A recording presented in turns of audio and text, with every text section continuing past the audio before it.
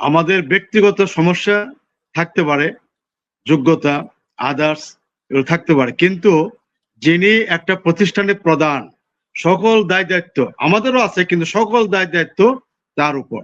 যেটা আমাদের ব্যারিস্টার সরোয়ার ভাই বলছেন, এই ঘটনা খুবই দুঃখজনক। আপনার সুপ্রিম কোর্টের মতো একটা জায়গা এত নোংরা, এখানে 2 তলা 3 তলা 4 তলা পর্যন্ত সিঁড়িগুলো, আমি অনেক সময় বলেছি যে এগুলো কারা এখানে থাকে, এদের কোনো দায় দায়িত্ব নাই, এটার কোনো অথরিটি নাই, অনেক জায়গায় অনেক সময় আমি বলেছি। This is the fact. এটা অত্যন্ত দুঃখজনক।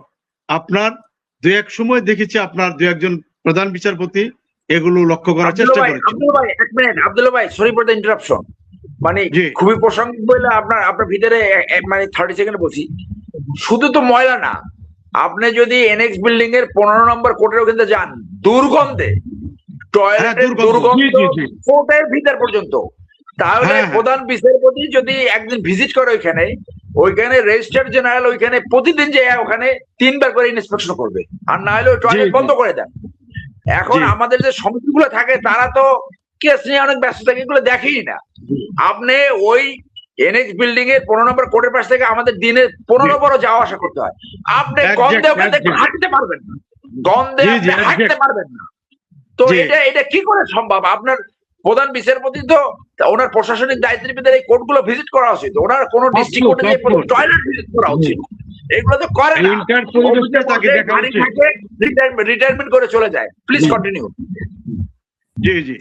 আর যেটা বললেন যে এক সময় আপনার যে আমাদের হাইকোর্টে যারা প্র্যাকটিসিং লয়ার তারা জানেন, আমাদের টেন্ডার নাম্বার, এই টেন্ডার নাম্বারটা অ্যাপিলেট ডিভিশনে কোন চিফ জাস্টিসের উপস্থিতিতে এটা ফার্স্ট বাসেদ মজুমদার সাহেবের মাধ্যমে এটা ইন্ট্রোডিউস করা হয়। আগে এই আইয়ের আপনার মোশন শুনানোর জন্য মোশন খুঁজে পাওয়া যেত না, মোশনের ফার্স্ট পেজ হারিয়ে যেত, ছিঁড়ে যেত, এবং ওইটা কিছুটা দূরীভূত হয়েছে। কিন্তু এই যে আপনার 5-6 টনে একটা অযথা এমন একটা জাজমেন্ট দেওয়া হয়েছে, যার কারণে কোনো বিচারপতি আর 5-6 টন শুনতে চান না, যার জন্য শুধু ডিলে করা হয়। 5-6 টন সিস্টেমটা আপনার আগে যে আপনার সিভিল মামলার ক্ষেত্রে আপনার যে মোশন গুলো ছিল, এখন তো 90% মোশন আপনার ডিস্ট্রিক্ট কোর্ট গুলোই আপনার ডিসপোজাল করে। রেয়ার আপনার 10% মামলা হাইকোর্টে আসে। ঠিক ক্রিমিনাল যদি আপনার ওইরকমই করেন যে আমাদের হাইকোর্ট জাস্টিস এগুলো শুনবে না, তাহলে এটা আউটস্টেট করে দিতে পারে।